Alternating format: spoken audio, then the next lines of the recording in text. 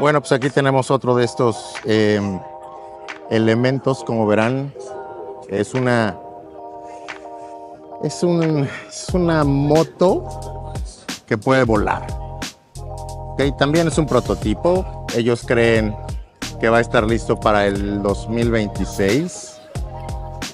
Es eléctrico, obviamente.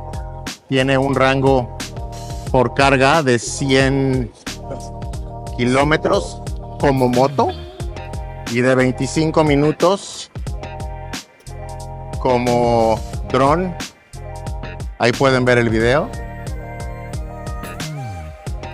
Es un invento chino